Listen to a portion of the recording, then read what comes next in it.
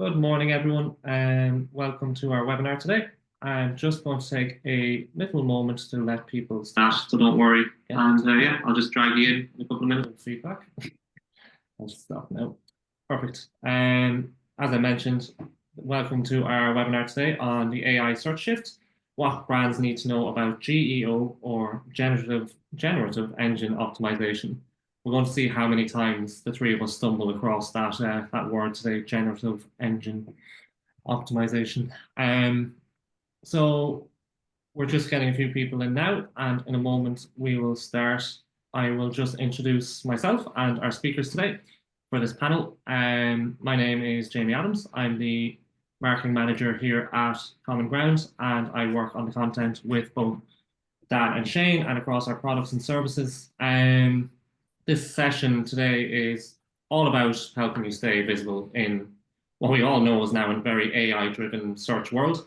I suppose the way of looking at it is that search is changing very fast. AI tools like ChatGPT and Google's overview are kind of beginning to answer all of our questions directly. I don't think anyone can say they haven't seen some sort of AI used in their Google searches recently. And I think most of us will admit that we've been using ChatGPT for a little while. I suppose the thing around that is that brands are slightly at risk of being cut out of that journey unless they start adapting. And that's exactly why I'm here with these two gentlemen today to discuss. So I've got Daniel Bianchini, the CEO and co-founder of Common Ground, and I've got Shane O'Hare, our client partner and SEO extraordinaire, both going to have a little chat about GEO, or Generative Engine Optimization, which I'm going to call GEO from now on, but I'm going to let the other two decide how they'd like to go with that. But yeah, so just some ground rules today. I guess there are going to be a couple of polls throughout this talk before we start. But throughout there will be a couple of there'll be a couple of polls throughout, and we'll have a quick Q&A at the end. So using the Q&A function or the chat function at the bottom, please do get your questions in. We'd love to hear them.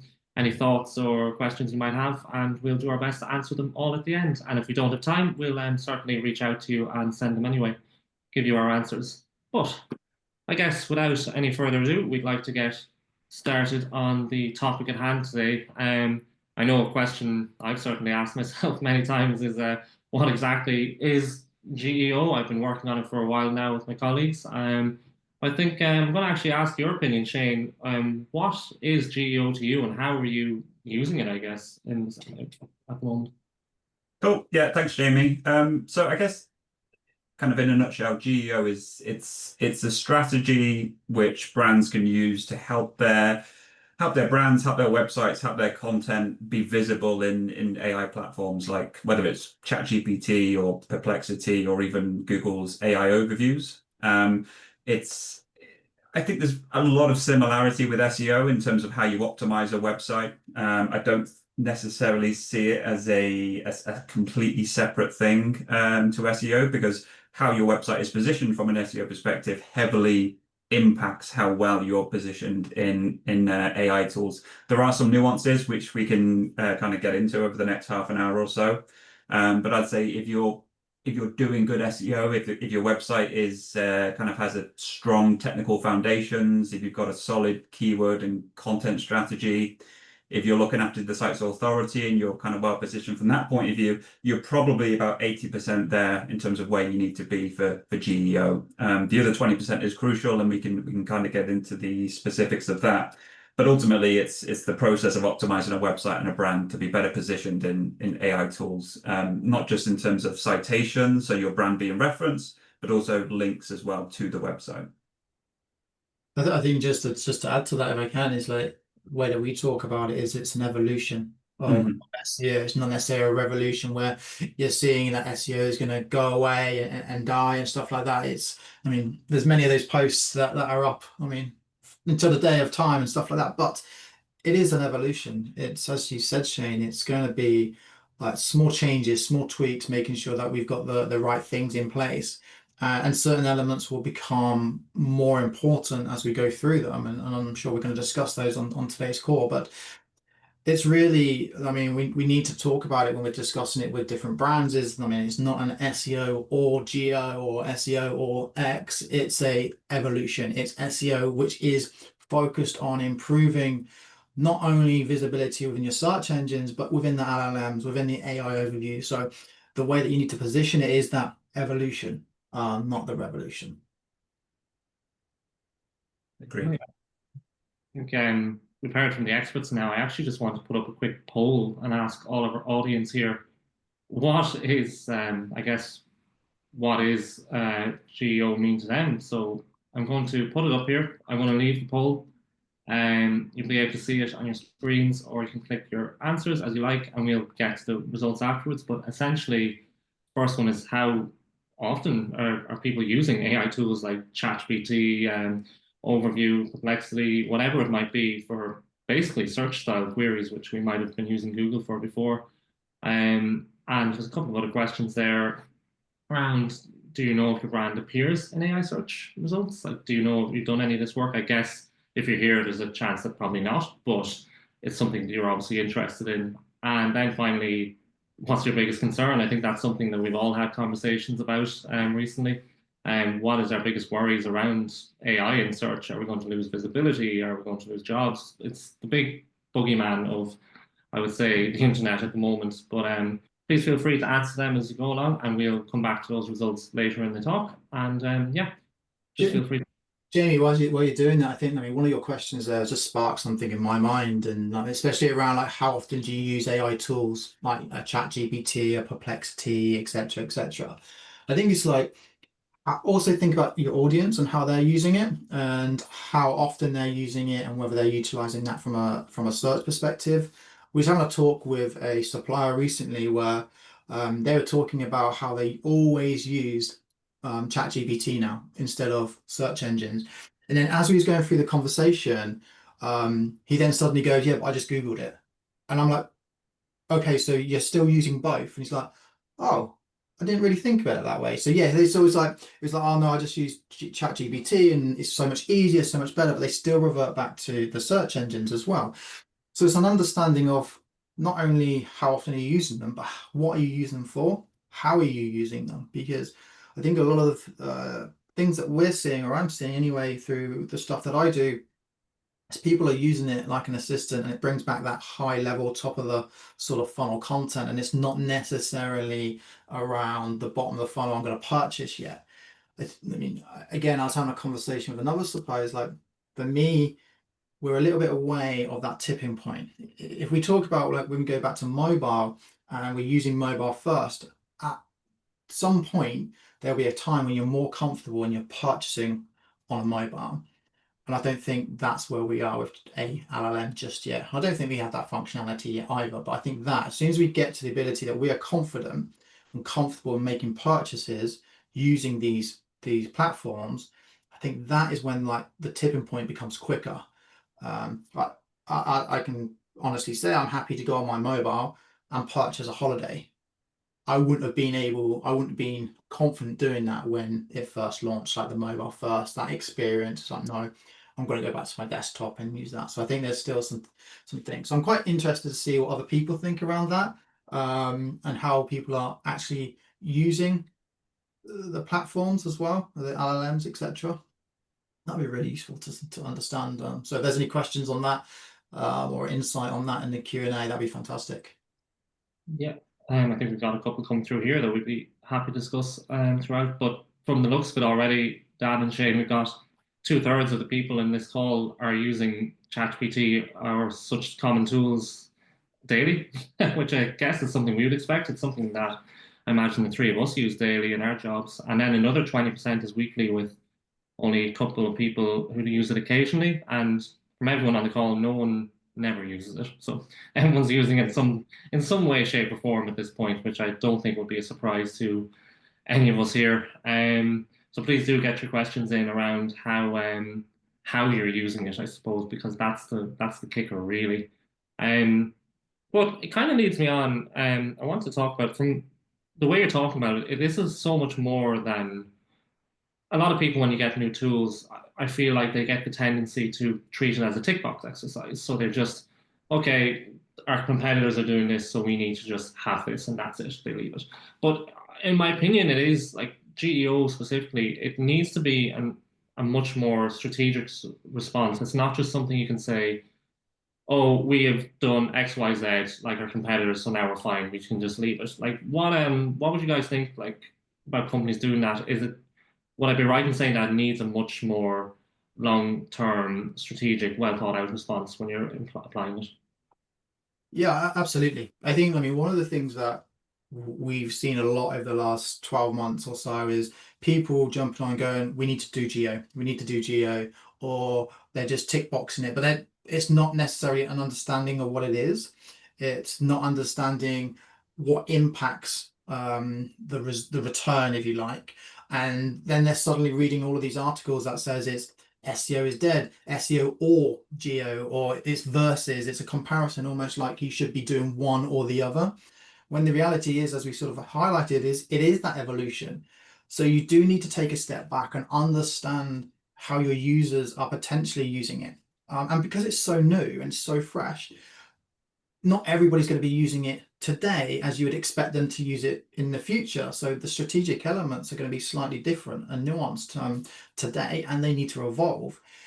For me, it's just about understanding, and there's lots of tools out there, and we're using tools ourselves to understand, I mean, what the prompts that people are using, but those prompts have to be specific to ICP.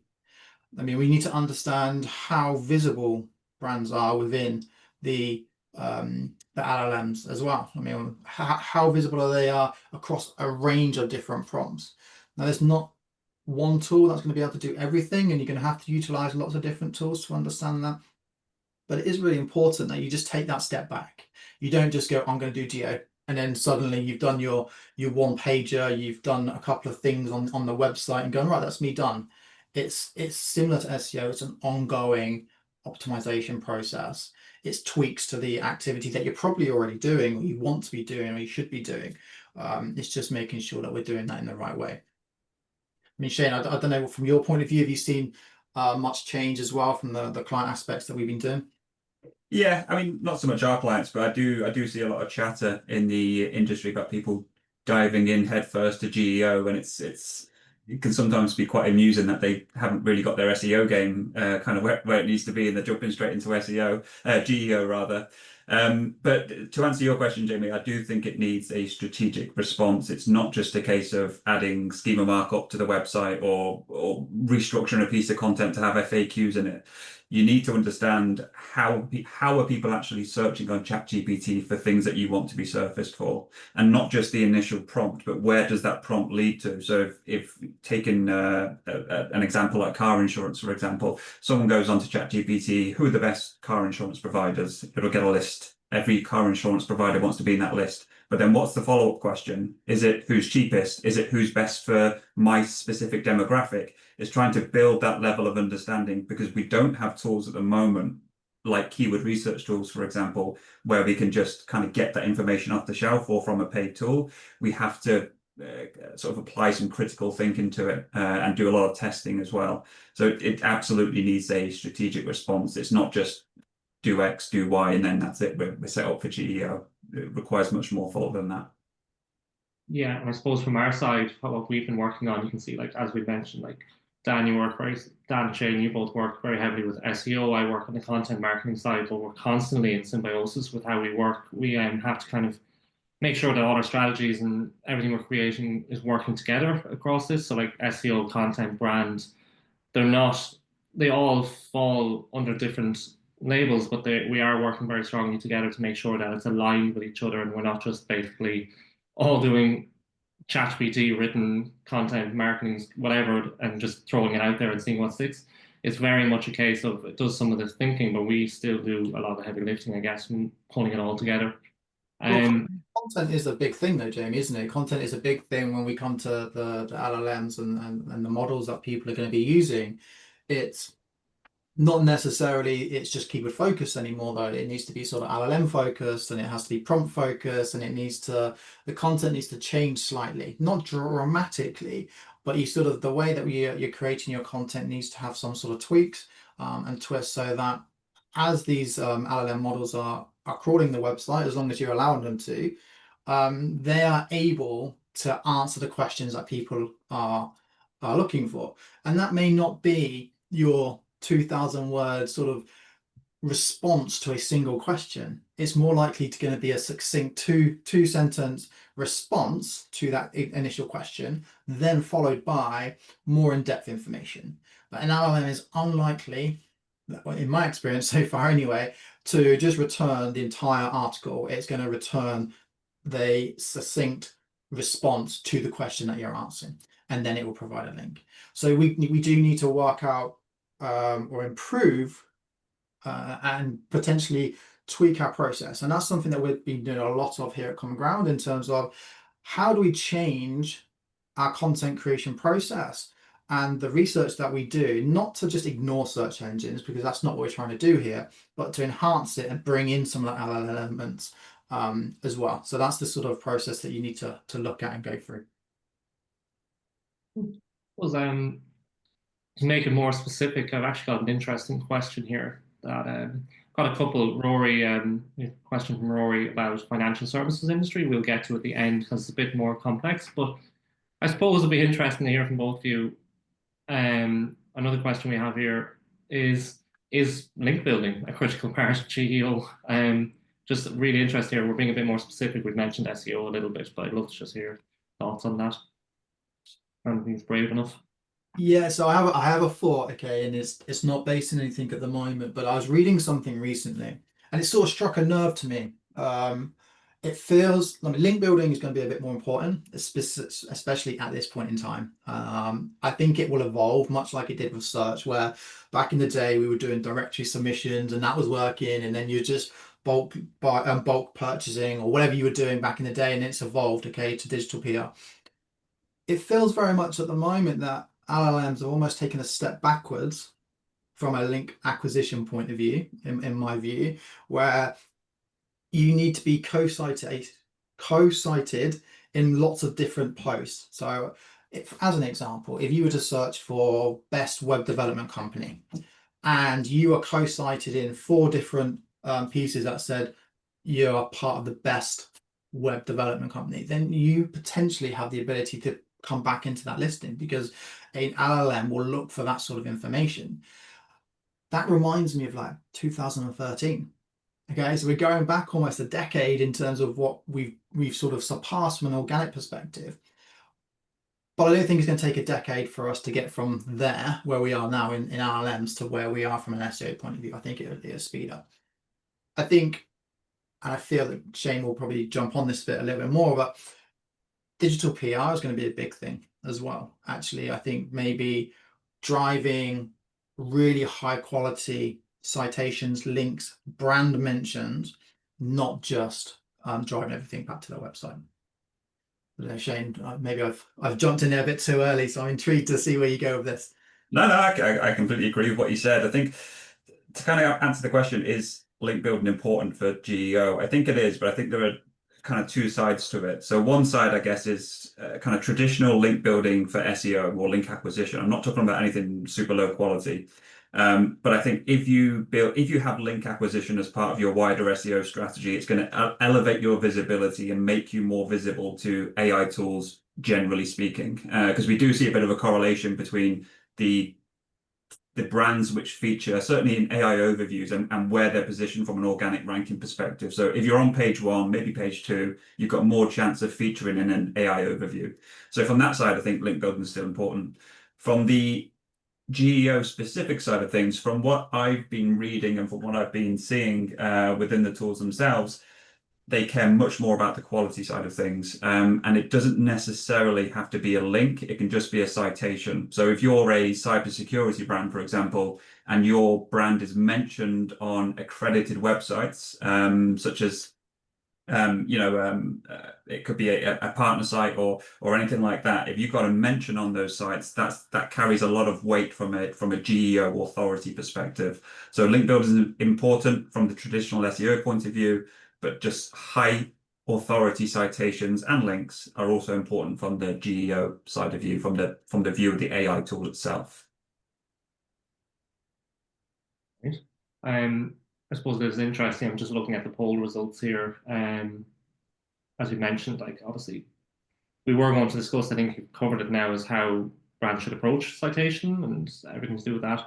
But just looking at the poll, one of the questions was what was the biggest concern about AI in search? And not surprisingly, I suppose, but almost half of people said less traffic and fewer conversions. But I suppose it kind of leads me on to something I want to discuss, which was basically how can you actually, what confused me a little bit about this is how can you actually measure success in like this? Because I suppose, Dan, you mentioned that it almost feels like we're going back more than a decade here, but what like is how important is SEO still? I'm understanding that it's extremely important. This is, as you mentioned at the start, Dan, it's an evolution, not a revolution.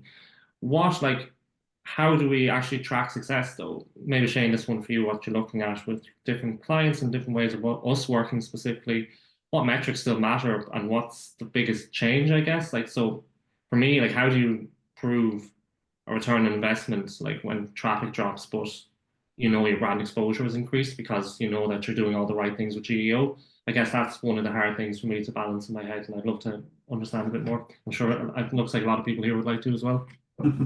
Yeah, it's a good question, and it's not a straightforward one to answer, I don't think. I think ultimately the kind of ultimate KPI should be either lead, sales, or revenue into the business. And you can, at the moment, you can track traffic within GA, Google Analytics, which comes from these AI tools such as ChatGPT, etc. So that's one thing that I would probably prioritize above all else. What traffic is coming through, and is that traffic converting or doing what I want it to do? So it could be a soft conversion, it could be time on site or whatever. I think the challenge, one of the biggest challenge with AI is the way that people seem to be using it is very much top of funnel and middle of funnel. So they're doing all of their research on these AI tools, and then when they're ready to make a purchase, they might come directly to the site, or they might just type the site into Google and then visit the site and make the purchase. And there's obviously a big gap there, or a big sort of gray spot in terms of that kind of attribution, because you don't know that they've kind of done that initial research on an AI tool like ChatGPT. So I think another thing that you do need to monitor is how your brand's performing for the prompts that you think you need to be present for, essentially. And that's part of the service that we've rolled out, a bit of an AI overview, an AI visibility overview based on specific prompts. I suspect the kind of insights and the ability to track will get better over time. This is still a really new thing, but at the moment, I'd say the priority is lead, sales, conversions. But then the secondary KPI for me would be, how is your brand positioned for the prompts that you think it should be positioned for? I guess it follows the same pattern really as organic search or paid search or any of the marketing channels. It's just now introducing a new referrer, if you like, in terms of AI. So as you sort of indicated, one of the things that I've been working on is how to bring in referral information into our reporting systems. We tend to, at this point in time, we're following 10 different models that would bring in traffic, and what we can start to see is that increase in the LLMs sort of correspond with a slight decrease or stabilizing in the organic side. So that's really interesting to see, because we're not necessarily losing traffic, it's just being proportioned to a different channel. So that's where you need to talk to your clients and say, okay, yes, we've seen a slight decrease in organic search in this point of view, but actually LLMs have gone up exponentially from here. If you take it down to the next level and go, but LLMs are actually delivering traffic to content that we've created from an organic perspective, you can see that your content strategy is still working. And you can go to the CEOs and say, look, SEO is still delivering on both SEO channels, but also now in LLMs and AI overviews. So you're looking at it from both sides of the coin, and you can take that to the board and say, do not disengage with your SEO activities. We just need to enhance them so that we're working across both SEO and GEO. And here's the reasons and here's the developments. Some of our clients, we have seen some conversions through LLMs by looking into this sort of detail. But we've also been able to push back on some clients and say, look, the content strategy is really working. and here's how, and here's the reasons why. So let's not pull back on the content strategy, because it's still going to benefit you in multiple ways rather than in an individual way. I'm intrigued to see how the visibility stuff comes up that you mentioned, Shane, like the prompts. And then, because there's going to be so many, how do we track those? How are we able to identify what they are? I think that's where it's going to be coming, for me, like intriguing. Do we go down and understand, like the people also ask, the PAAs and sort of those sort of tools also asked, etc., to see what those questions are, and are they the ones that are being added into the LLM models? And are those then the prompts that people are using? I think for me, it's just up in the air a little bit. It's still fresh, but I expect this to move really quickly. Yeah, it's one to watch. Yeah, I mean, you mentioned it there. I'd actually love to know, like, obviously I work very closely with you guys, but I know everyone else here as well would love to understand what we're actually doing. Like, so Shane, you mentioned our AI visibility audit and these different new services that we're offering. And not just from the service point of view, what is it that, like, what's the actual nitty gritty of it? If you can go into a little bit of that, how are we actually helping our clients? How are we helping ourselves as well? And like, what does our GEO service actually look like? What is, I suppose maybe a lot of people here are familiar with regular SEO audits or website audits, but what's the difference? What's like a GEO audit looking like? What are we doing here? Yeah. So I'm sure we can send the link out to all the attendees as well, Jamie. But essentially, what the GEO service is that we've recently put together, it's a standalone one-off project, and it's got 3 different parts. So the first part is a visibility audit within, I think, up to 5 of the most commonly used AI tools. And it's based on a set of prompts that we agree with our clients. It can be up to 150 different prompts, depending on how many AI tools that you want to look at. And then we can also see how up to 5 of your competitors are performing for those similar prompts as well. So you have a really good view in terms of where your brand is positioned at the moment, how that compares to competitors, and where the gaps are both between competitors and what you want to be visible for. So it's a really important first step, I think, before you kind of do anything with GEO, is to understand where you're positioned at the moment. So that's the audit element. Once we've done the audit element, what we do is we do an audit of the site, and that comes in 2 parts. So the first part is a sort of content architecture review. So we review the content on the site at the moment and how easy it is for LLMs like ChatGPT, etc., to find it, to understand it, to cite it, and to link to it. We also look at the site from an authority point of view. So going back to the link building side of things, how much of an authority do these AI tools think your website or your brand is, which is obviously going to impact whether it cites it or not, and kind of what position it cites it in terms of a list of brands, for example. So that's the second part, is an audit of the site and its authority. The third and final part is an actual strategy for what you need to do going forward. So what do you need to do from a content point of view, based on the site's existing content, but also recommendations in terms of new types of content, either covering the gaps that we've identified in the audit, or kind of new types of content which we think will work better for AI, such as FAQs or listicles, etc. And then what do you need to do from an authority point of view? So how do you need to build links? How do you need to build citations? And how do you ultimately need to build authority? So whether that's on industry press or digital PR, like Dan mentioned, what are the steps and what are the types of tactics that you can use to do that? So it's as I said, it's a single project. It kind of encapsulates everything you need to do. Where are you now? Why are you there? And what do you need to do to move forward? And we've got really good feedback from a few initial clients on the new service. Needs to really put stop to the term "good start is half the battle," I suppose, because there's a lot going on there. And like Dan, I'd love to understand. I suppose just give yourself a break, Shane. Like, that's a lot of work that's going into it, and like people like, but I guess there is still work to do after that. What like I suppose I'd love to share the type of content that we're doing. Like how it looks like, what do you think are the things you're looking at when you want like GEO ready content? Like, what does it look like? And maybe what are some of the like red flags or common mistakes you might see? So once they've done all this heavy lifting that Shane's gone over, we're getting ready to actually create content. what does that look like to you? And what would you be looking at? Because you worked very heavily with I suppose, a lot of programs we're using to create content at the moment. What are some of the red flags or common mistakes you look for? And also, what does good look like? I think there's two things that we need to touch upon. Is first, like, how are people creating content? First and foremost, I think like the AI approach to creating content. And then I think the second point is, how do you sort of develop content in terms of like briefing process that's going to hit the points needed from an LM point of view? So let's touch upon the the creation first, because I think that's the easier point to explain. What we're seeing and what a lot of people are doing at the moment is they are creating content quickly and they're using AI solely to do so.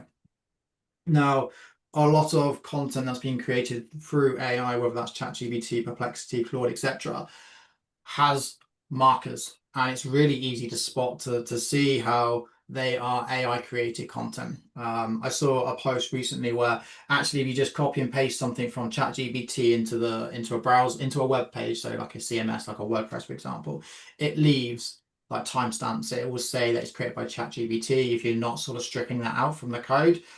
Those are really simple things that a search engine can sort of spot. There's obviously the nuances, there's the repetitions, the hallucinations that everyone will talk about. I'm not saying that you can't create content using AI.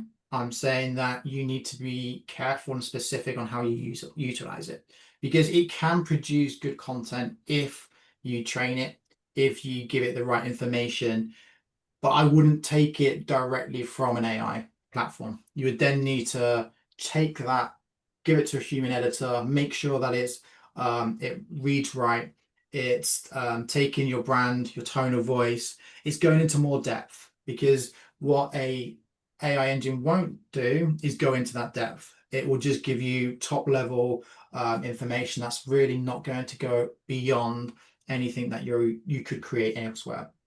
I think the other thing to consider when you're creating content is it's predominantly top of the funnel content that AI driven stuff is going to take over. I don't think that if you were to create bottom of the funnel content, it's going to provide you with a huge amount of difference. I think you need to add in your USPs, your specific sort of driving points, and things like that at that level. It can be done, but I feel that that's where you need to invest in that. When it comes to the creation of the content and briefing it and things like that, we've all worked in a world where it's all been about the keyword. Okay, so we're looking at keywords that people are searching for. We're looking at that. As a company, we've been focused on for a long time now, looking at the intent of not just the keyword, but our ICP. What are they looking for?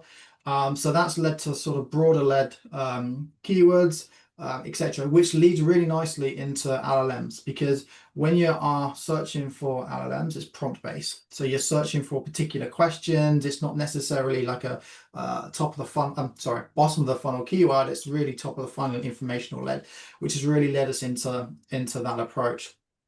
It's also then about how do we display the content, and that content is answering questions fairly quickly, fairly concisely. It's utilizing formatting, bullets. It's utilizing easy to take information that an LLM will go away and just pick it up and put it into their model. So we're working a lot around how that then distills into traffic coming back through the LLMs and sort of the optimization process. So quite a long-winded answer to your question there, Jamie. Apologize, but I think it's really important to discern the two of the creation and the briefing, because they should be separated. Yeah, no, it's good. As someone who's very much heavily involved in the creation side, it's always nice to hear my stuff talked about. So very happy with that. I suppose I'm just thinking of all the different tools we use, but it all looks different, doesn't it? I mean, we're an agency, so we make a lot of maybe service-led content, doing blog posts, very authority-based thought leadership. But I guess I'm just trying to think. That's for us, but would the tool or the tech stack look very different between like us versus say a finance client or an education client, or can you just apply, obviously with caveats that every different industry is different. But I suppose, is it important to just get this GEO and LLM strategy out there and into a company? You can use that basic strategy like what we've applied to ourselves. Is it more important just to get it out there and get the strategy going and keep on top of it? Or do you think you need to put a bit more thought into your specific industry? I guess, like, does a finance industry need to look completely different to an education business, for example, or can they all just approach it from a GEO point of view, like what we've been doing, I guess, from our side? Like, what different tools and frameworks can help teams, I guess? I think to answer your question on industry, Jamie, I think it definitely needs to be tailored because there are certain industries where you'll see use of ChatGPT, etc., going through the roof. There'll be others where it's not as much, essentially. Regardless of where a particular industry lands on that scale, there'll also be differences in terms of the kinds of prompts that are used, what level of the funnel they used, etc., etc. So it's going to be completely, or it's going to need to be completely bespoke, not only to industries, but to actual businesses as well. In terms of the tech stack, I'd say that's a bit of a it's an evolving thing at the moment. I think we've kind of touched on it a few times about how there are certain grey areas in terms of what we can and can't report on within the AI tools themselves. There are some tools coming to the market which kind of offer some level of reporting and insights.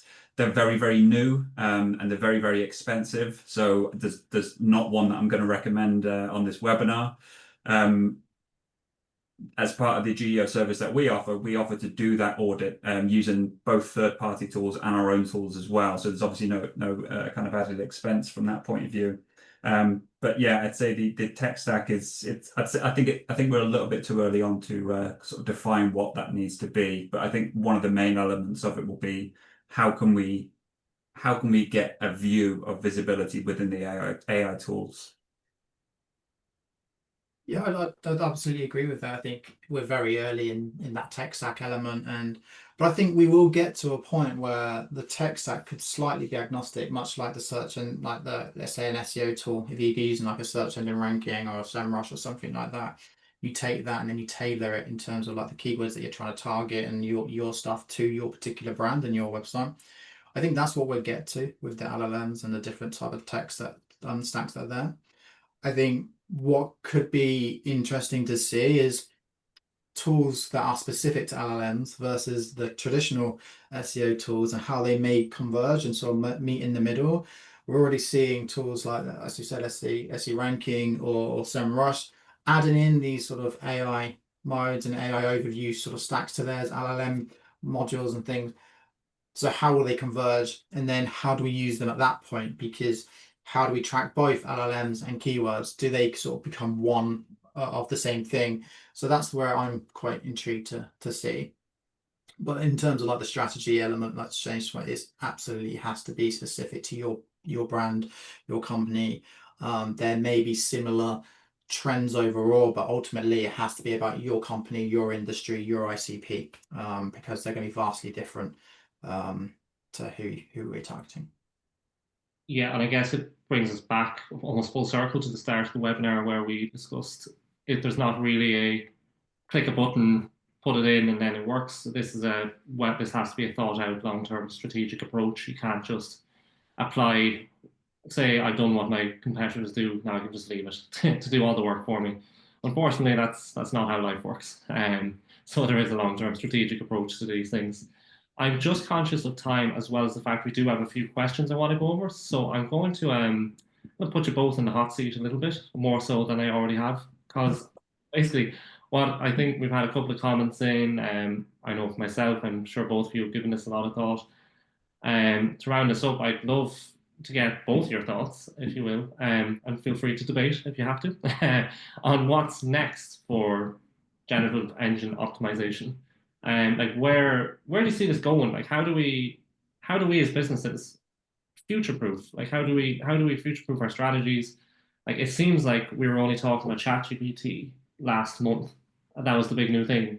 Now we're talking about like models way beyond that. We're talking about entire search engines based on AI. Like it's very fast moving. So what suppose we'll start with you, Shane, to give Dan a quick break there, and Dan will let you respond if you agree or disagree. But I suppose what do you think is next as someone working in this industry a long time? What do you see as the next kind of step? And you feel free, you don't have to go too deep, but just feel free to see what you think it might be. Yeah. I'd say beyond sort of 2 or 3 years, I'm not even going to guess because chances are something will have changed. But I'd say over the next year or so, one of the main things is we're going to see the use of these tools just increase exponentially as it is already. And one of the biggest impacts of that for people who kind of work in SEO or work in marketing and have SEO as a channel, and perhaps even PPC as well, is there's going to be a dent on performance. But I think one thing they have to bear in mind is it doesn't mean that people are no longer searching for their brand or engaging with their content. They're just doing it somewhere else. They're doing it within these AI tools. And I think what people will see is a drop in kind of visibility and traffic for kind of top of the funnel and middle of the funnel keywords. But I suspect bottom of the funnel will kind of remain as it is or will continue to grow because, as Dan kind of mentioned earlier with the mobile first analogy, I think certainly over the next year or two, or maybe even slightly beyond that, people are still going to want to come to a website to make that final purchase. So I think people will see hits top and middle of the funnel, but bottom of the funnel should remain or ideally grow if your SEO is in line and if your GEO is also in line as well. Yeah, so from my side, I'd agree with that. I think it's going to change fast, and it's going to continue to change consistently for a period of time, much like it did at the start of the SEO industry, if you like, and things like that. We're constantly iterating, we're learning, we're going to find what works, what doesn't. The LLMs will change as well, so that there will be updates. I do feel that we're at a time where different people are using these tools differently. I would use it differently to say Shane, to say Jamie. I would definitely use it differently to my parents who don't even know what it is. So, but they're quite comfortable using Google, and so there's going to be really early adopters of this tool and these systems, and there's going to be late adopters. And I think this is where, as I go back to that mobile analogy, it took a long time for people to become comfortable with that. I think it'd be quicker this time, but I think it just takes a bit of development. One thing that comes to my mind, again, something that I was having a conversation with a supplier last week, was if we are moving to like these LLMs and that's going to be the future, if it's going to be the future, and everything is done through those, do we need really good looking websites? Do we need that UX element in the future, 5, 6, 7 years down the line? Are we just going to get to a point where it's content depositories and things like that? I don't know, but it was an interesting question that came up from this person. It's like, that's a really good point, because if people are literally just going into LLMs and going, and we're at a point where people are purchasing on them, and they're going, oh, I want to buy a holiday to Croatia, and I want a villa, and I want a swimming pool, and I want that. It comes back with a list. It's like, right, yeah, that one. I click on that and just goes off and buys it. Do you need a nice looking website if you're never actually going to visit that? Or is it just going to be content that's in a depository like a GitHub or something like that? I don't know, but it's interesting. Scary, but it's interesting at the same time. So it's intriguing to see where we get with. I'd love to know, you know what? I'd love to open that out to the people on the call and ask them, what do they think is next for GEO in AI search? And if yet they're thinking further ahead of like the scenario that I just talked about, will websites be required if everything moves into LLM? Well, I guess somewhat related, Phil here has told us that he actually does use ChatGPT for his purchasing, both personal and professional. He uses it to source cheaper coal to heat his house, which great. But he also does it to get the best CRM to meet his specific business needs. And I think that point is specifically relevant to most people, most businesses, I would imagine, because I know for a fact we often do compare analysis between different tools that we might be thinking of using. So yeah, I think that's just really interesting. It does play right into your point. But if anyone does have any thoughts on that, we would absolutely love to hear them. I've got a couple of questions here if you guys, unless you guys have anything else you want to say before we jump in there. No, let's jump in. No, all good. Lovely. We've kept a couple of these people waiting a while to get these answered, so I'll jump in with Rory, your question. Rory says he operates in the financial services industry, and a lot of their traffic and conversions comes from informational searches and keeping users on site. I think something we're all familiar with. They're an industry that doesn't have many transactional point of sale pages. For them, loss of traffic directly links to loss on conversions. What insight, I suppose, would either of you have any insight on that? I think it's a bit of a harsh reality that we all need to accept, that websites, particularly publishing websites, are going to lose traffic due to AI overviews and ChatGPT, etc.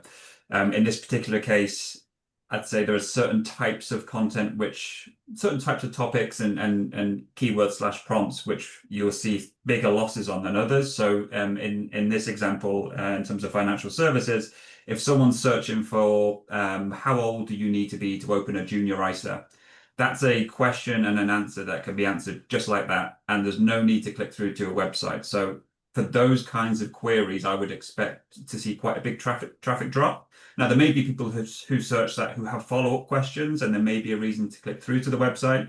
But for those top level questions where you can get an answer straight away within a kind of paragraph or so, I'd say the reality is you're going to see drops in traffic, and there's not a great deal you can do about that.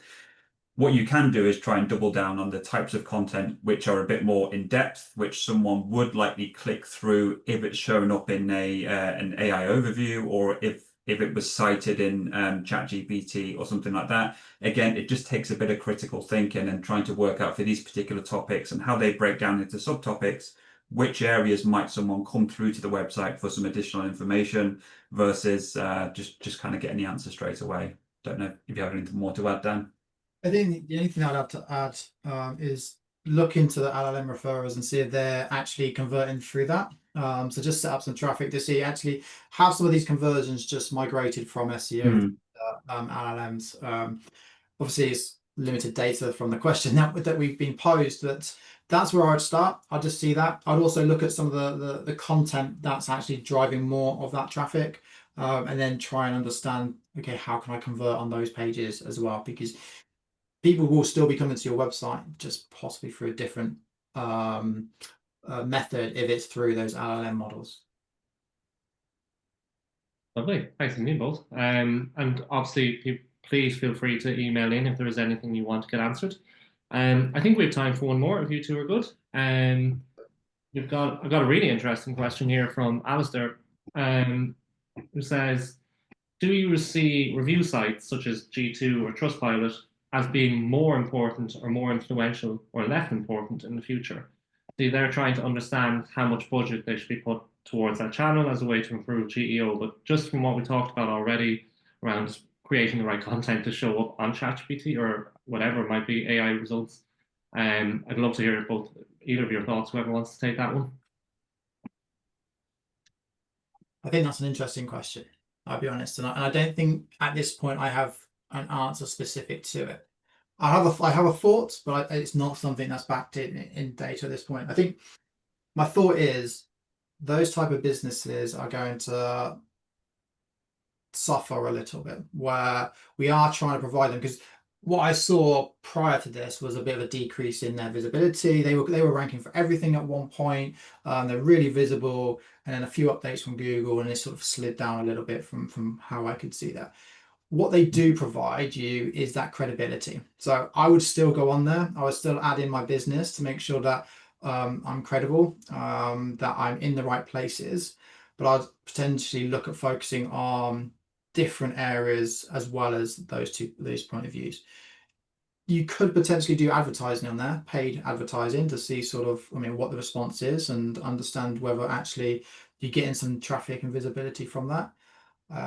But I don't have the data to back that up. It's just a thought at this stage. I'm sure Shane might disagree, but we'll see. No, I'd say just to build on that, I think kind of social proofing in terms of these review sites is I suspect always been a bit of a signal from an SEO point of view. I expect it will be the same from a GEO point of view. In terms of how much budget you should put towards it, I think that's probably one of the key questions. I don't personally know how much it costs to get featured on a one of the more prominent ones that was given in the example, G2, I think it was. But you'd have to kind of weigh up, let's say, I don't know, it's £1,500 purely picking a figure out of the air. What else could you do with that £1,500? How many pieces of content could you produce with that £1,500? How could you kind of broaden your audience from a kind of keyword and prompt perspective? I'd say if you've got the basics covered, you're on Trustpilot or one of the big authority sites, I'd say that's probably enough. But yeah, it's very much a client by client specific situation in terms of how much budget you should put into it. Okay. Lovely. I think I really think it's an interesting question. Something I'm kind of really curious to see how it plays out coming in the future. But I guess that's a problem. We just have to wait a little bit. But it's a really, really interesting thought. That is all I think we have time for. Thank you to both of you for coming, and thank you for speaking so well and answering all our questions. Really, really well done. I think everyone has learned definitely something here. Basically, I suppose if your brand isn't adapting, might be time to start doing it. I guess there will be a recording of this, and we'll send it straight to your inbox. Everyone who's attended today, and if you've got more questions, obviously, please do feel free to send them in. We are always happy to pick up these things. We do have a new, brand new GEO service, the Common Grounds, to basically help marketing teams understand everything we've discussed today, how you're showing up in AI results. We talked a little bit about it. If you want to explore that, obviously just get in touch, as we said, at commonground.digital or reply to one of the emails. We'll be sending out a recording of this to your inbox. But that's it for us today.